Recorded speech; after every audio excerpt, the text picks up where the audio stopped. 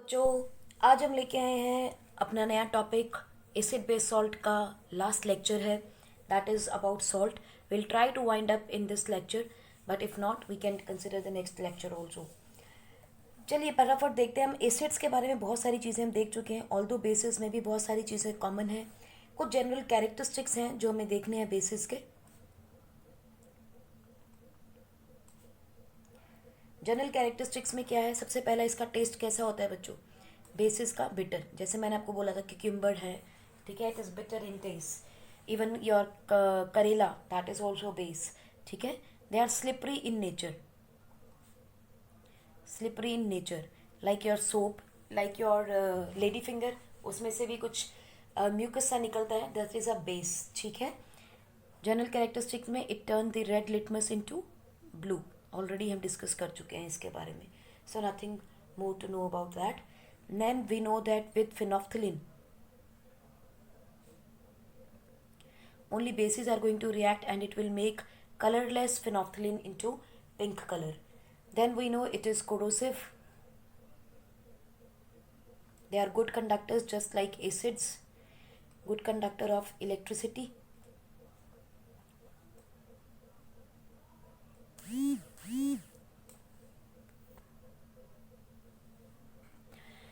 हमें इन 10 पॉइंट्स के बारे में ध्यान रखना है। टेस्ट बिटर होता है, स्लिपरी इन नेचर है, red litmus turns blue with bases, phenolphthalein pink colour बन में कन्वर्ट हो जाता है, कलरलेस होता है, पिंक बन जाता है। मेटल के साथ जब भी कोई बेस रिएक्ट करेगा ये भी हाइड्रोजन गैस लिबरेट करेगा। नॉन मेटल के साथ रिएक्ट करेगा तो न्यूट्रलाइजेशन कॉज करेगा। क्यों कॉज करेगा? Because non metals behave like acids, और एसिड के साथ जब बेस रिएक्ट करता है तो सॉल्ट और वाटर देता है। Again it is the neutralisation reaction, ठीक है। Then it is corrosive in nature just like acids. It is good conductor of electricity and it gives OH negative ions in aqueous solution. In 10 points को हमें basis के बारे में अच्छे से ध्यान रखना है। Now we will talk about different salts that we have. अभी तक हमने एसिड्स पढ़े, हमने बेसिस पढ़े, अब हम देखेंगे कि सॉल्ट्स की कंडीशन क्या रहती है। अब बच्चों इसके अंदर सॉल्ट्स में अगर हम देखें, we will talk about 2-3 things. सबसे पहली चीज़ हम देखेंगे सॉल्ट्स के अंदर इसकी फैमिली क्या है। अगर हम फैमिली की बात करते हैं, मैंने आपको पहले बताया है जो अनायन पार्ट होता है उसी से फैमिली का नाम हम डिसाइड करते हैं। Like we have sulphate family जिसके अंदर आपको सल्फेट आयंस यानी कि अनायन मिलता है। यू हैव क्लोराइड फैमिली जिसके अंदर आपको Cl negative as an anion दिख मिलेगा। इसके अलावा आप देखोगे आपके पास नाइट्रेट फैमिली होगी जहां हम नाइट्रेट आयन को देखेंगे, या आपके पास और क्या होगा, हाइड्रोक्साइड हो सकते हैं। It is also a family of salt जिसमें हमें आप OH नेगेटिव मिलेगा। सो एग्जाम्पल देखते हैं, जैसे हमारे पास क्या है K2SO4, इसको हम क्या लिखते हैं, potassium sulphate. Na2SO4 sodium sulphate, CaSO4 calcium sulphate, MgSO4 magnesium sulphate. Sulphate sulphate common आ रहा है इसके अंदर क्योंकि ये आयन कॉमन है। तो आप दो तरीके से याद कर सकते हैं ना कि जो चीज़ कॉमन आए इसका मतलब वही फैमिली हो जाती है। यहाँ देखिए potassium chloride, sodium chloride, zinc chloride, so this is a chloride family. Similarly आप देख सकते हैं अमोनियम क्लोराइड, ये भी एक फैमिली है। नाइट्रेट्स में अगर हम देखेंगे तो देखो आप नाइट्रेट्स में कैसे कह सकते हो, like you have ammonium nitrate, potassium nitrate, तो this is a nitrate family. Sodium nitrate ले लीजिए, मैग्नीशियम कैल्शियम नाइट्रेट हो सकता है, correct. So this is the nitrate family. Hydroxides के अंदर देखो KOH है, NaOH है, आपके पास कैल्शियम हाइड्रोक्साइड हो गया, है ना। So these are the different families that we can think about.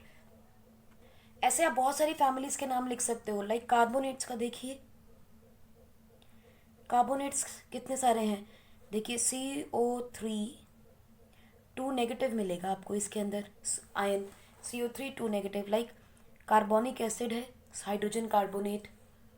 Then you have sodium carbonate, magnesium carbonate, calcium carbonate, है ना। So this is a carbonate family. तो इसका मतलब ये हो गया बच्चों कि सॉल्ट के अंदर हमें क्या है, हमारे पास सॉल्ट एक आयनिक कंपाउंड होता है क्योंकि आयन्स बनते हैं। Salt is an ionic compounds consisting of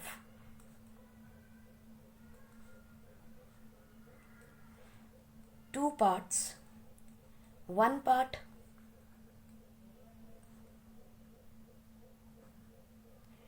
carrying a positive charge, which is called as cation, right? And second part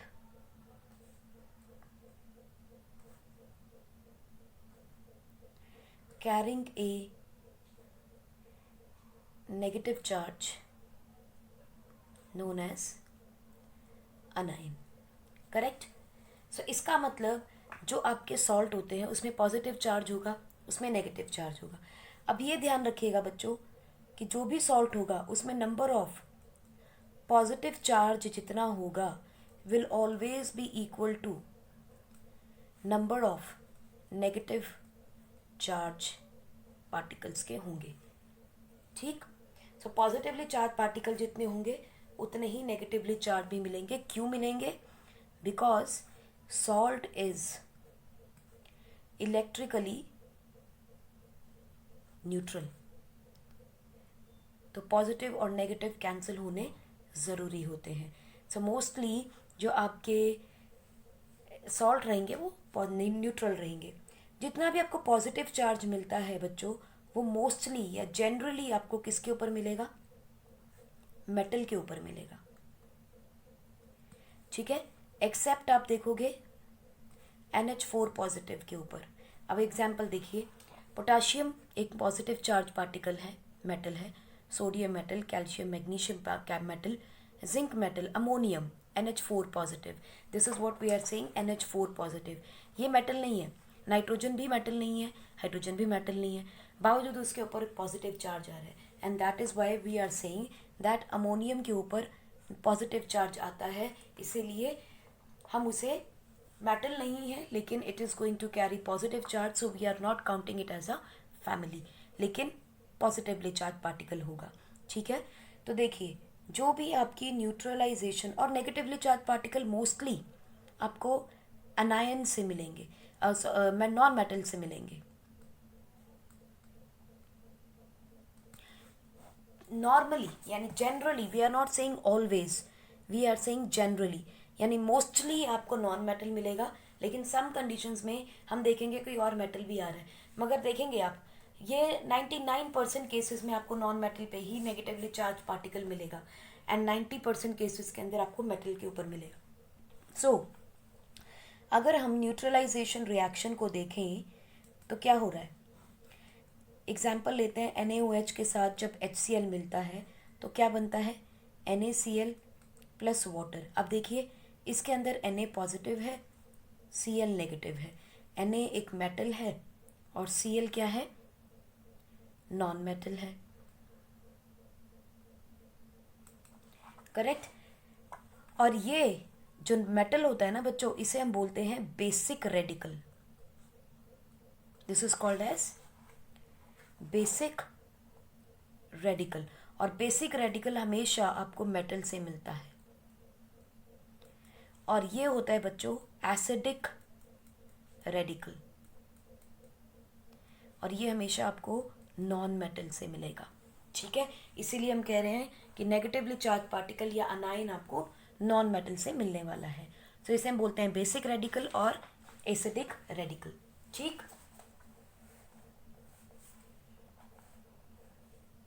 अब इन सॉल्ट्स को बच्चों हम कुछ और कैटेगरीज के हिसाब से भी डिवाइड करते हैं.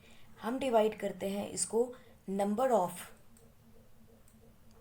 H positive ions given by acid और number of OH negative ions given by a base.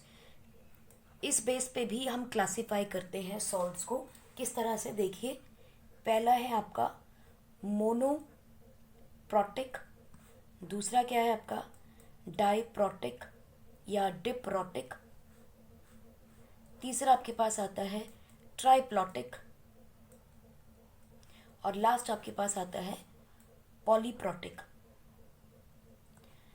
डिप्रोटिक, monoprotic, diprotic, triprotic, not प्लॉटिक, प्रोटिक। प्रोटिक से मतलब हम क्या लिख रहे हैं? Proton. We are talking about proton. Protic माने प्रोटोन,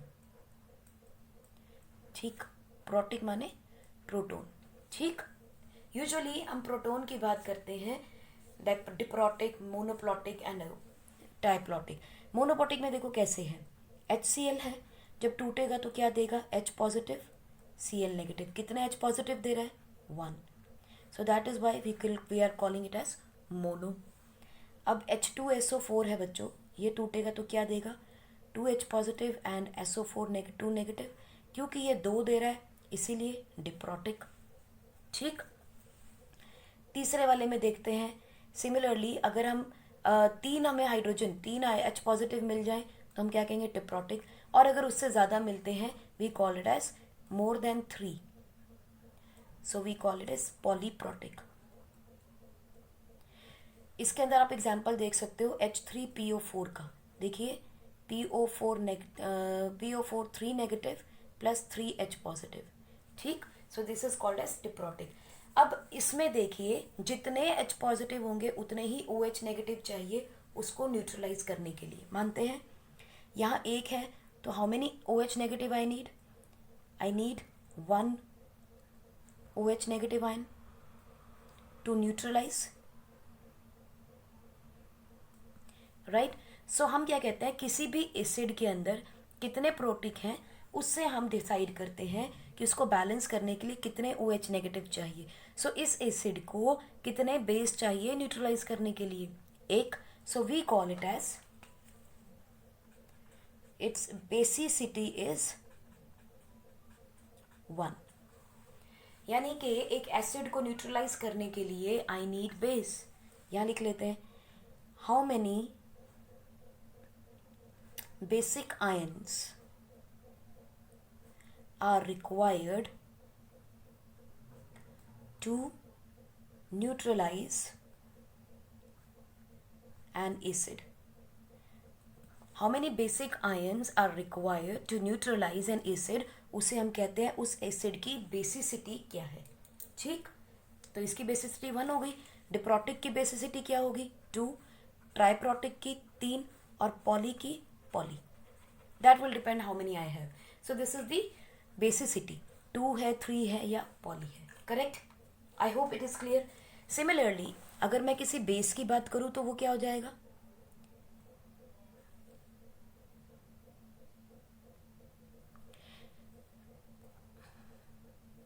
अगर हम किसी बेस की बात करें वो क्या देगा? Base will give us OH negative ions, correct. So इसकी कैलकुलेट क्या करोगे?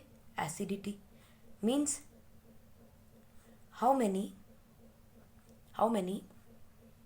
H positive ions or acidic ions are required to balance OH negative ion और basicity।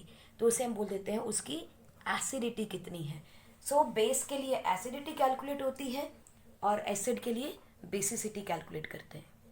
Why it is required? It is required to know how many atoms are required to balance or neutralize any acid or a base. Acid को balance करने के लिए base चाहिए इसलिए उसकी basicity ढूंढी जाती है, और एक बेस को बैलेंस करने के लिए एसिड चाहिए होता है इसलिए उसकी एसिडिटी ढूंढी जाती है, ठीक। एग्जाम्पल आपको पॉलीप्रोटिक का भी एक देते हैं, लाइक NaHSO4 KHSO4। यहाँ पर जो आयन बच्चों निकलेगा that will be Na positive and it will give you HSO4 negative. So यहाँ पे खाली हाइड्रोजन नहीं है, so that is why I said it is not always the H positive ion or OH negative ion, it's about the acidic ion and basic ion, correct। देखिए it is polyatomic, एक hydrogen है, 4 oxygen, 1 sulphur, 6 atoms are there, that is why they are called as polyprotic। Similarly potassium में भी आपको K positive और HSO4 negative मिलेगा। Similarly और example देखें तो Na2SO4 ये भी एक पॉलीप्रोटिक है, क्योंकि देखिए इसमें हाइड्रोजन नहीं है, लेकिन इसका मतलब ये थोड़ी है कि इसके अंदर आपको न्यूट्रलाइज करने के लिए कुछ नहीं चाहिए होगा। These are the salts, polyprotic salts, जो जब ये टूटेंगे ये डिसोसिएट करेंगे, पॉलीप्रोटिक सॉल्ट्स हैं, we are talking about salts. अगर इन सॉल्ट्स को मैं न्यूट्रलाइज करना चाहूँगी तो मुझे तो आइडेंटिफाई करना पड़ेगा कि इसकी एसिडिटी क्या है और इसकी बेसिसिटी क्या है। ठीक, now these are the polyprotic salts, not the acids और बेस। अब इसके बारे में थोड़ी सी बात करते हैं कि पॉलीप्रोटिक सॉल्ट्स का मतलब क्या है।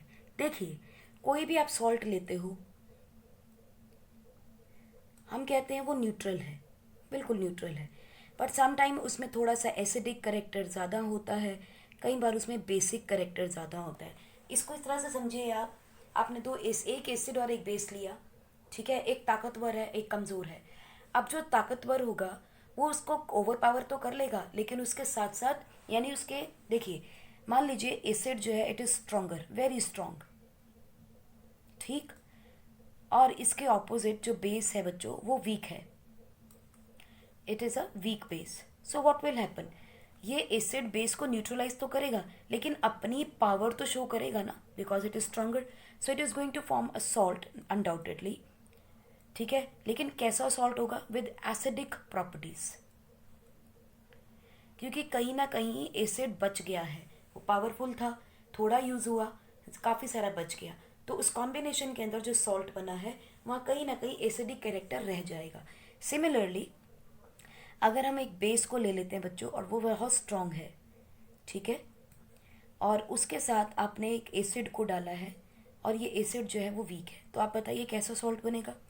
Salt will definitely be basic in nature, क्योंकि बेसिक कैरेक्टर ज़्यादा स्ट्रांग है, plus water will be there, correct.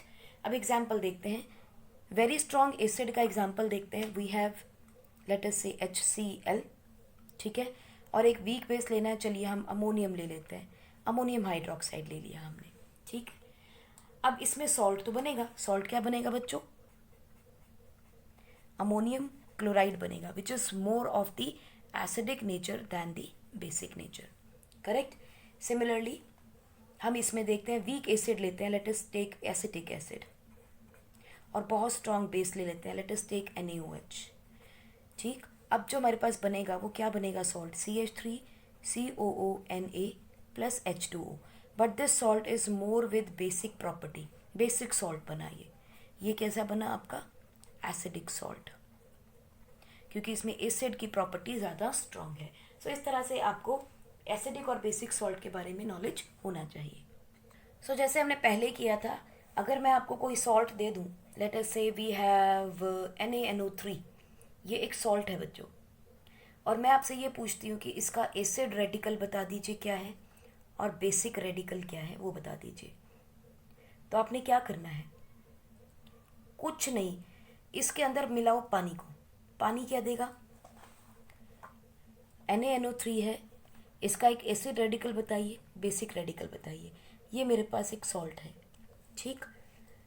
Acid radical और बेसिक रेडिकल बताने के लिए मुझे क्या करना है, इस सॉल्ट के अंदर वाटर को ऐड करना है। वाटर क्या देगा आपको, H पॉजिटिव और OH नेगेटिव आयन। NaNO3 क्या देंगे आपको, Na positive NO3 negative, correct. आपने क्या करना है, H पॉजिटिव और NO3 को इकट्ठा कर देना, ठीक है, और Na और NaOH को इकट्ठा कर दिया आपने, सो आपको क्या मिल जाएगा, एसिड रेडिकल और बेसिक रेडिकल मिल गया। Acid radical is HNO3, basic radical is NaOH। जिसके साथ आपने H को मिलाया वो एसिडिक हो गया, जिसके साथ आपने OH नेगेटिव को मिलाया वो बेसिक बन गया। Got it, I hope you can find out the acid and basic radical. कर चलिए देखते हैं आप निकाल पाएंगे कि नहीं। कैल्शियम कार्बोनेट का आप एसिडिक और बेसिक रेडिकल निकालिएगा, कैल्शियम हाइड्रोजन कार्बोनेट का निकालिएगा,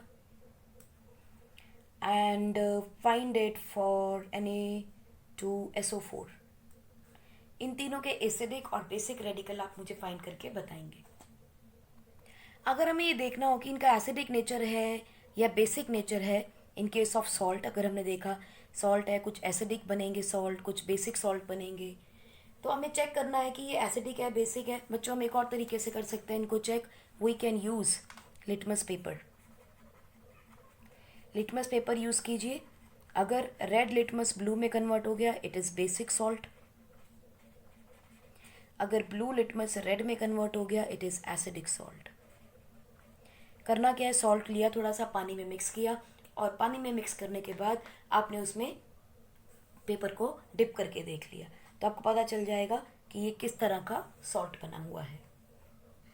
now let's move on to our salts. सबसे पहले हम देखेंगे कॉमन सॉल्ट, जो हम नमक खाते हैं। मेरे नमक का कर्ज आपको चुकाना होगा। सो इट इज़ NaCl। फॉर्मूला क्या पूछा जाता है, कॉमन सॉल्ट क्या है, NaCl। NaCl क्या है, इसका कॉमन नेम। NaCl का कॉमन नेम है सॉल्ट, कॉमन सॉल्ट या टेबल सॉल्ट, और इसका IUPAC नेम है बच्चों sodium chloride. I am sure IUPAC आपने 9th क्लास में पढ़ा है, तो ये आप बता सकते हैं क्या है, international union of pure and applied chemistry. इसका काम क्या है, सभी कंपाउंड्स को नाम देना, नॉमेनक्लेचर इसका काम है। ठीक है, so the common name is common salt and IUPAC name is sodium chloride and the chemical formula is NaCl, right? देखते हैं ये कहाँ कहाँ से मिलता है बच्चों। सबसे पहले इसकी अक्रेंस देखते हैं, कहाँ मिलता है, अक्रेंस एंड एक्सट्रैक्शन, कहाँ कहाँ से मिलता है, कहाँ हम इसको प्रॉफिटेबली एक्सट्रैक्ट कर सकते हैं। ठीक, सबसे पहली चीज़ आपको ये मिलेगा सी सॉल्ट में, दूसरा मिलता है आपको रॉक सॉल्ट, पत्थरों से मिलता है, और तीसरा आपको मिलता है बच्चों इनलैंड सॉल्ट। ठीक, सबसे पहले सी सॉल्ट का देखते हैं। इंडिया में सी सॉल्ट कहाँ मिलता है आपको, Mumbai and China and Chennai. क्यों मुंबई और चेन्नई, बिकॉज ये वो एरियाज़ हैं जहाँ धूप तेज़ पड़ती है and eight the same time it is just along the ocean source, शोर के पास है ना, किनारे पड़ा है। होता कैसे है, ये समुंदर के अंदर जो पानी है वो लहरों के साथ बाहर आता है, बाहर आने के बाद सन और विंड की वजह से वो सूख जाता है, इट ड्राइज, इवेपोरेट हो गया पानी, sun and wind dries it up, पानी को उड़ा दिया उसने। एज अ रिजल्ट अब देखते हैं इस सॉल्ट में क्या बच्चों मिलता है, हमें मैग्नीशियम क्लोराइड भी मिलता है और मैग्नीशियम सल्फेट भी मिलता है अलॉन्ग विद NaCl। ये सारी चीज़ें मिलती हैं। ठीक है, so NaCl contains all these things. जो समुंदर से नमक मिलता है उसमें सब चीज़ें रहती हैं। So what we do, we purify it and we iodise it.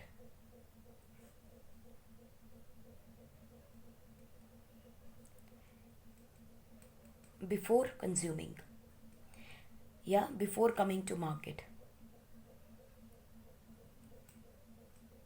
So market में ये आए उससे पहले ये सारी चीज़ें की जाती हैं, इसके इम्प्योरिटीज़ को दूर किया जाता है बाय डिफरेंट मीन्स, एंड उसके बाद उसको प्योरीफाई किया जाता है और आयोडाइज किया जाता है, so that we do not suffer from iodine deficiency.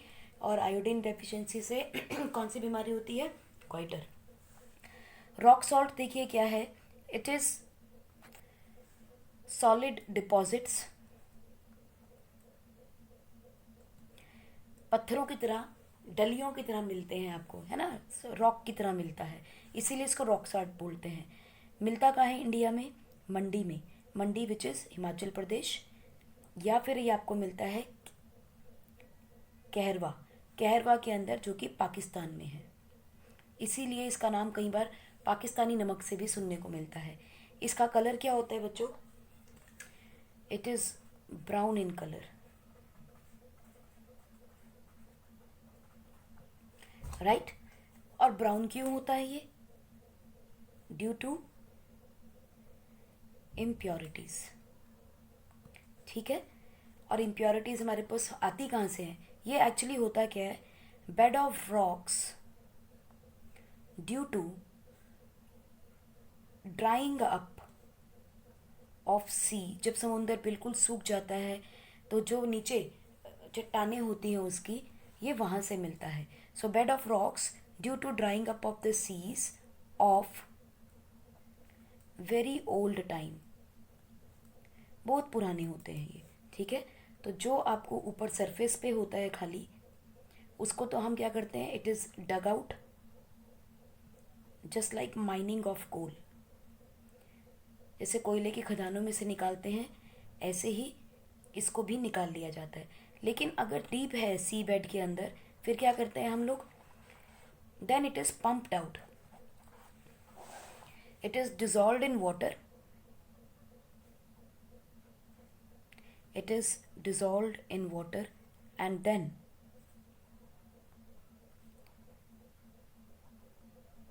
pumped out by concentric pipes। concentric आप समझते हैं, राउंड राउंड,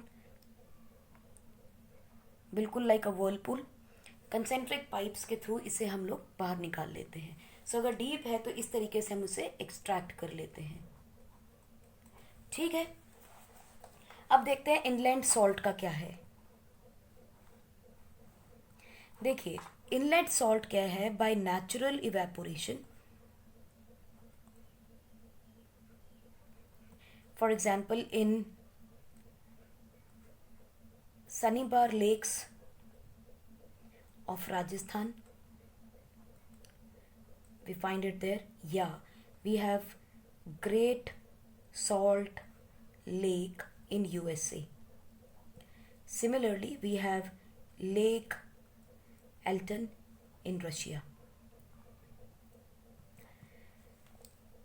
So ये वो जगहें हैं जहाँ से आपको नॉर्मल सॉल्ट मिल जाएगा इजीली। हम यहाँ से इवेपोरेट करते हैं, प्योरीफाई करते हैं और इसको आयोडाइज करके यूज़ कर लेते हैं, राइट। इसके अगर प्रॉपर्टीज़ देखें तो नमक कैसा होता है, क्विकली इसकी प्रॉपर्टीज़ देखते हैं, बहुत डिटेल में हमें नहीं करनी है। These are colourless, crystalline, crystal तो आपको पता ही है, दाने दाने होते हैं नमक के, it is a crystalline substance. Number 2, we know it is soluble in water, नमक पानी में घुल जाता है। नंबर 3 आप देखेंगे, इट इज़ हाइग्रोस्कोपिक। हाइग्रोस्कोपिक का मतलब क्या है, it absorbs moisture from surroundings if left open, ठीक है। और ये इसके हाइग्रोस्कोपिक नेचर क्यों होती है, it is due to the presence of magnesium and calcium chloride, यानी इसमें MgCl2 और कैल्शियम क्लोराइड होने की वजह से ये पानी को एब्जॉर्ब करता है, ठीक है। So hygroscopic nature is because of these impurities. इसीलिए कई बार आप देखोगे एक फ्री फ्लोइंग नमक आता है आपका, उसमें खुला भी छोड़ो तो ख़राब नहीं होता, उसमें पानी नहीं आता। लेकिन जो नॉर्मल हम नमक लेते हैं मार्केट से, लाइक टाटा का नमक हम लेते हैं, that is not very much purified, वहाँ मैग्नीशियम और कैल्शियम के सॉल्ट्स उसमें मिलते हैं जिसकी वजह से पानी को एब्जॉर्ब कर लेता है, राइट। इसके बाद आप देखोगे कि अगर नमक के ऊपर H2SO4 यानी कि कॉन्सेंट्रेटेड H2SO4 की रिएक्शन हो जाए, सो व्हाट विल हैपन, H2SO4 बच्चों डिहाइड्रेटिंग एजेंट होता है, इससे पानी निकालना होता है। सो यहाँ से पानी निकाल दो बस एक, ठीक है, तो आपको मिलेगा क्या, यू विल फाइंड NaHSO4, और वाटर को इवेपोरेट इसने करना ही है, चलिए, और साथ में ये निकालेगा HCl को। तो ये वाटर जो बच्चों है ये हमें दिखाई तो देता नहीं है because it just evaporates. So we can say it is going to form NaH2SO4 HS4 and HCl। पानी को छोड़िए यहाँ पे, because it is not the neutralisation reaction, it is a salt is going to react with in acid, so it is going to form a base and the acid radical, ठीक है। So NaCl जब इससे react करेगा तो displacement reaction होगा, sodium is going to take the place of hydrogen and it is going to displace one hydrogen from here, it is going to form HSO4 negative and Na positive, and another H will move by HCl to form a HCl, correct। तो देखिए इसको एक बार फिर से देख लेते हैं, how it is going to happen, Na plus Cl negative plus H positive HSO4 negative, ठीक है। सो जब ये रिएक्ट करेंगे तो ये पॉजिटिव रेडिकल और ये नेगेटिव रेडिकल इकट्ठा मिलेगा, विल फॉर्म NaHSO4 और HCl will be released. Correct? This is how the reaction is going to happen. So इसके uses देख लें फटाफट. सोडियम हाइड्रोक्स NaCl के uses. It is essential for our diet. हमारे फूड में यूज़ किया जाता है. नंबर 2, आपने देखा है, it is used as a preservative in packed food, specifically meat and fish. इसमें सबसे ज़्यादा मैरिनेट जब हम करते हैं, हम वही कर रहे होते हैं. ठीक है. It is also mixed with ice as a freezing agent. So salt is a freezing agent. ठीक है. It helps in freezing the ice, ice very quickly. So it is also used to manufacture. क्या क्या manufacture होता है इससे? It is used to manufacture soap. It is used to manufacture soap and preparation of pottery glaze. आपने ये देखा होगा, घड़ों के ऊपर जो चमक होती है उसमें NaCl का यूज़ किया जाता है. So these are the uses of NaCl. Also it is use for the manufacturing of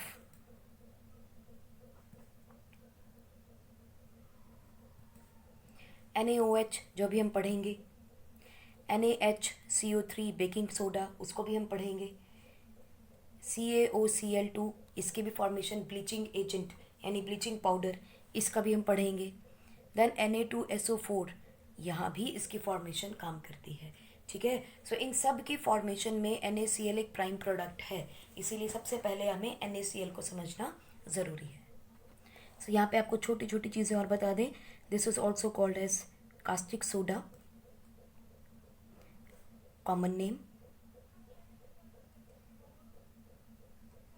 and the scientific name और द IUPAC नेम क्या है इसका? Sodium hydroxide. This is baking soda,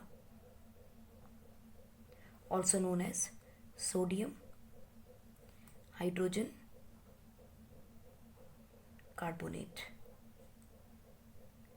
This is bleaching powder, also called as calcium oxychloride.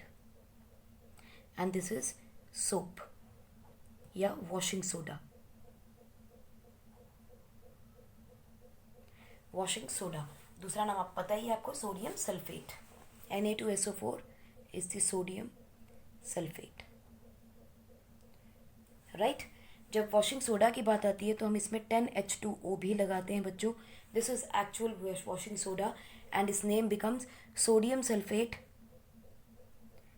Decahydrate. Sodium sulphate decahydrate. Not to worry, we will be studying about it. हम सारे salts पढ़ने वाले हैं. 10H2O, चलिए यहाँ लिख देते हैं आपको, sodium decahydrate. Right. This is the name of washing soda. चलिए सबसे पहले हम देखते हैं कास्टिक सोडा को, यानी NaOH. NaOH जिसका कि कॉमन नेम क्या है? Caustic soda. And the IUPAC name is sodium hydroxide. Right. बनता कैसे है देखिए इसकी फॉर्मेशन. हमने क्या किया है, जब हम NaCl को वाटर के साथ मिक्स करते हैं बच्चों, तो this is called as BRINE, brine. So अगर कोई पूछता है व्हाट इज ब्राइन, तो you will say it is aqueous NaCl. Aqueous NaCl is brine. और हम क्या करते हैं, ब्राइन को इलेक्ट्रिक करंट दे देते हैं, इलेक्ट्रिसिटी इसके ऊपर से पास करते हैं. जब इलेक्ट्रिसिटी पास करते हैं तो बच्चों ये टूटेगा. टूटने के बाद it is going to form NaOH plus it is going to form HCl. Correct. So this is what is the caustic soda. इस रिएक्शन में एक और चीज़ होती है बच्चों, ये HCl भी आगे फर्दर टूट जाता है and it gives you hydrogen gas and chlorine gas. Hydrogen या HCl यहाँ पर स्टेबल नहीं रहता, क्योंकि HCl जब पानी में मिलता है तो हाइड्रोजन और क्लोरीन गैस को लिबरेट करता है। सो अगर इस रिएक्शन को कंप्लीट करें, सो it is NaCl when reacts with water, that is the brine, in the presence of electric current, it gives us NaOH plus hydrogen gas plus chlorine gas। हमें ये तीन प्रोडक्ट यहाँ मिलते हैं। Undoubtedly these two are the by products और NaOH is the main product। हम इस सारे प्रोसेस को कंप्लीट करते हैं बच्चों। This is called as chlor alkali process. This is called as chlor alkali process. क्यों कहते हैं इसको chlor alkali? This is called as chlor alkali process. So अगर कोई पूछता है कि NaOH की फॉर्मेशन कैसे होती है, NaOH की फॉर्मेशन बच्चों क्लोर एल्कली प्रोसेस से होती है। और इसका नाम क्लोर एल्कली हम इसलिए कहते हैं क्योंकि इसमें क्लोरीन लिबरेट हो रही है और इसमें NaOH एक एल्कली बन रहा है। और एल्कली क्या होते हैं? Which is soluble in water. So इस वजह से इसको क्लोर एल्कली प्रोसेस कहते हैं। हमें पता है कि अगर HCl बच्चों ब्रेक करेगा तो कैसे बनेगा? H पॉजिटिव Cl नेगेटिव में कन्वर्ट होगा, करेक्ट।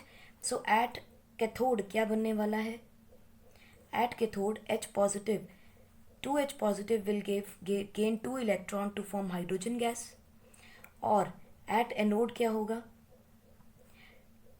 2 chlorine के atom will lose 2 electron and will form chlorine gas।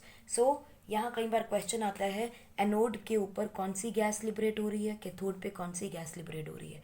तो आपको ध्यान रखना है कैथोड के ऊपर हाइड्रोजन, एनोड के ऊपर क्लोरीन गैस लिबरेट होगी, राइट। और NaOH आपका कहाँ होगा? NaOH will be in the solution more towards cathode, more towards cathode। अब ये चारों ही चीज़ें यानी कि NaOH, हमारे पास हाइड्रोजन गैस, क्लोरीन गैस और HCl जो कि बीच में एक प्रोडक्ट बनता है, सभी हमारे लिए इम्पॉर्टेंट हैं। क्यों इम्पॉर्टेंट है? हम मेनली इनके ऊपर रहेंगे। HCl भी यूज़ होता है, उसके बहुत सारे यूजेस हम देखेंगे, but we need to talk about these three first. सबसे पहली NaOH देखिए, it is used in the soap and detergent industry. Soap and detergent manufacturing होती है with the help of NaOH। Number 2, it is used in paper industry.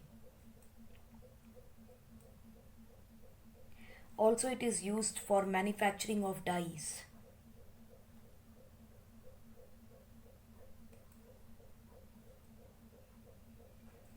And also it is used for the formation of artificial fiber। ये सारी चीज़ें सिर्फ समझनी है आपको अभी, लेकिन ज़्यादा दिमाग नहीं लगाना है इनके ऊपर, बिकॉज ये सब आप हायर क्लासेस में पढ़ेंगे। यहाँ हमें बेसिकली समझना है कि NaOH होता क्या है।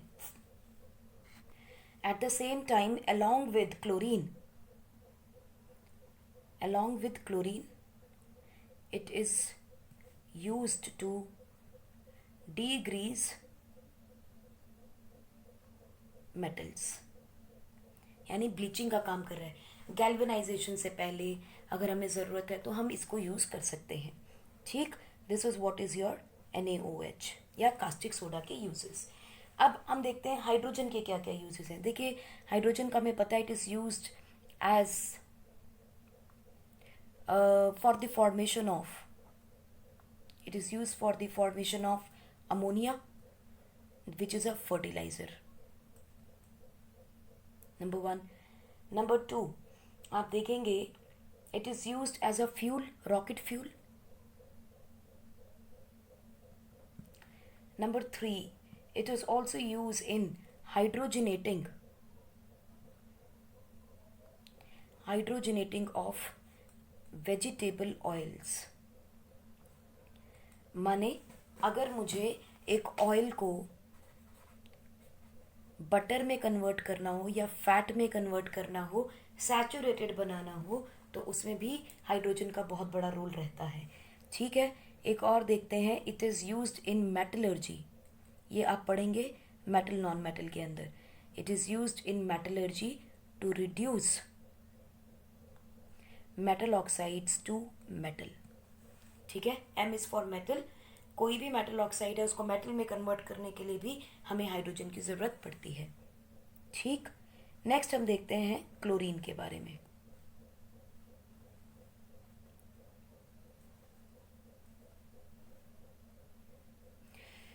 देखो, क्लोरीन के केस में सबसे पहला हमें पता है it is use to clean water, so it is a germicidal और डिसइंफेक्टेंट के लिए यूज़ करते हैं, डिसइंफेक्टिंग वाटर।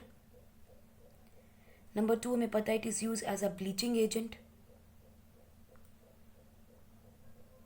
लाइक हमें पता है कि क्लोरोफॉर्म बनाने में काम करता है, HCl बनाना है, या आपको DDT बतानी है, किसी भी तरह की एक्सप्लोजिव बनाने होते हैं, तो हम वहाँ पे क्लोरीन का यूज़ करते हैं। ठीक है, नंबर 3 हमें पता है it is use for the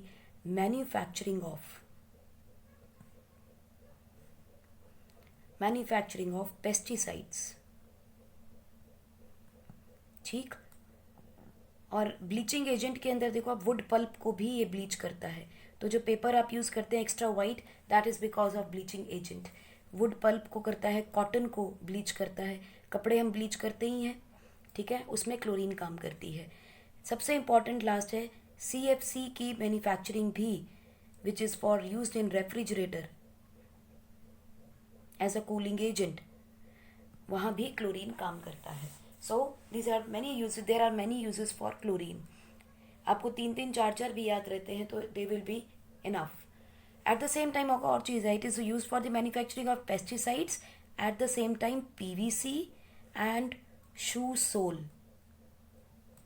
जो आपके जूतों का सोल होता है उसकी मैन्युफैक्चरिंग में भी आपका क्लोरीन काम करता है। HCl के बारे में हम क्या कहें, it is a very good lab reagent. इसके बिना लैब में आप काम नहीं कर पाते, just like H2SO4। Number 2 it is used to clean steel,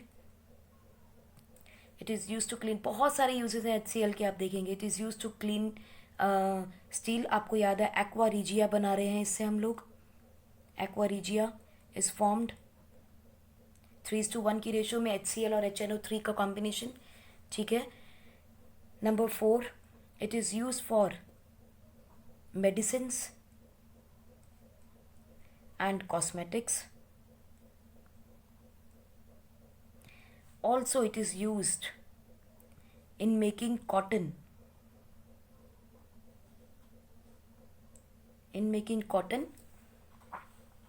unshrinkable। Cotton shrink नहीं करेगा, उसको अनश्रिंकेबल बनाने में भी HCl का काम रहता है। So this is what we have to understand about NaOH। आज के लिए बस इतना ही। अगली क्लास में हम पढ़ेंगे हमारे rest of the salts. Till then take care, keep enjoying, stay safe.